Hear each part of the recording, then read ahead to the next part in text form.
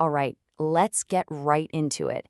Today, we're breaking down a super important document, the official 2025 to 2030 Strategic Plan for Warren Township Schools. Now, I know what you might be thinking. Strategic plan sounds like a lot of paperwork, right? But trust me, this is so much more than that. It's basically the district's 5-year blueprint. It's going to shape the future for every single student, teacher, and family.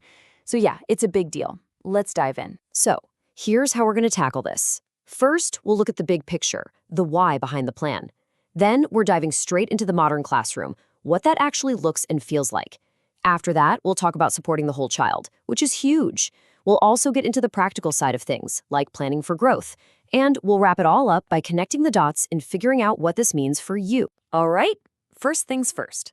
Let's talk about the foundation of this whole thing. And I want to be clear. This strategic plan isn't just some vague wish list of nice-to-haves. Nope, it's a really deliberate, thoughtful roadmap. The entire thing is designed to build an environment where every, and I mean every, student has a real shot at success. So, this really gets to the heart of it, doesn't it? What is our school district actually focusing on for the next 5 years? And, maybe more importantly, why should you care? Well, knowing the district's focus, it helps all of us, whether you're a parent, a student, or just part of the community, to see where we're all headed.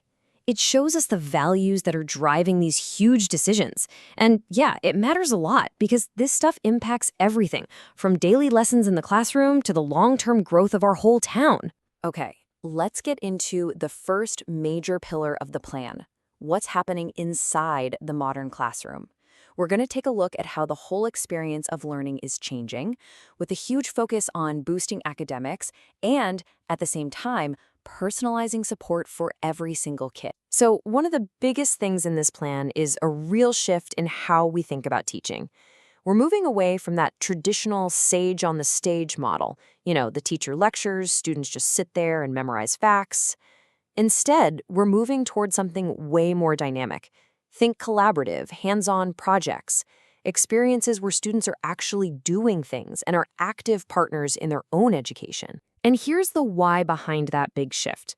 I love this quote from the plan because it just nails it. The goal here isn't just about cramming heads full of facts. It's about building skills that kids will actually use for the rest of their lives. We're talking about fostering independence, critical thinking, leadership, and real engagement. The stuff that actually prepares them for success no matter what they do. Okay, so you're going to see this acronym MTSS pop up a lot, and it's really, really important for personalizing support. But what on earth is it? Well, MTSS stands for a multi-tiered system of support. That's a mouthful, I know. But basically, it's just a smart way to make sure every student gets the exact help they need, whether it's with their schoolwork or their social and emotional well-being. And this is key, they get it right when they need it. So, how does it work in the real world? The easiest way to think about it is like a pyramid with 3 levels of support. At the bottom, you have step 1. That's the great teaching and social-emotional learning that every single student gets. That's the base. Now, if a student needs a little extra boost, they move to step 2. That's where they get targeted help, maybe in a small group. And for students who need more, there's step 3. That's intensive one-on-one support. It's all about making sure nobody falls through the cracks. All right, moving on to the next big pillar. And this one is based on a simple but powerful idea. You can't have great learning if students don't feel safe, supported, and seen. So we're shifting gears a little from just academics to focus on nurturing the whole child. That means making their well-being and a real sense of belonging a top priority. And when we talk about safety, the plan takes a really broad view, which I think is so important. It's not just about having secure buildings and locked doors, though, of course, that's part of it. It's also about being proactive, being prepared for emergencies. And this is the key part, building a culture where kids feel like they belong. So school becomes a place that's not just physically safe, but emotionally safe too, for everybody. And that support system doesn't stop at the classroom door. A huge piece of this plan is strengthening mental health and wellness. We're talking about expanding access to resources, and not just for students, but for our teachers and families as well. It's about building strong partnerships in the community, and offering what they call wraparound services to create a real culture where well-being is valued by everyone. Okay, let's switch gears to the third and final pillar of the plan. This one gets down to brass tacks. It's about a very real, very practical challenge: growth.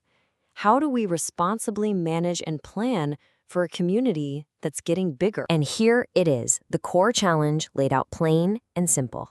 How does the district handle more and more students enrolling, and how do we make sure there's enough space for everyone? We're talking about every single learner, from the little ones in pre-K all the way to students in specialized programs. And the whole idea here is to get ahead of the curve, to be proactive, not reactive. And this table does a great job of showing the district's balanced game plan. See, it's not just a matter of let's build more classrooms. It's about being smart with money so any expansion is sustainable in the long run. It's about protecting what makes our district special, like our commitment to small class sizes. And it's also about making sure our most important programs, like early childhood and special ed, always have the space they need to do their best work. Okay, so we've walked through the three big pillars of the strategic plan: the modern classroom, supporting the whole child, and planning for growth. Now for the most important part. Let's bring it all home. What does all this actually mean for you, for your kids, and for our community? When you see it all laid out like this, it becomes really clear. These three big ideas, the modern classroom, the whole child, and our growing community, they aren't separate things. They're all interconnected pieces of one big puzzle. You can't really have one without the others. They all work together to create a single, strong vision for the future of our school. So if you're a parent, what's the bottom line for your kid? It means they get an education that's about more than just memorizing for a test. It's about building skills for the real world.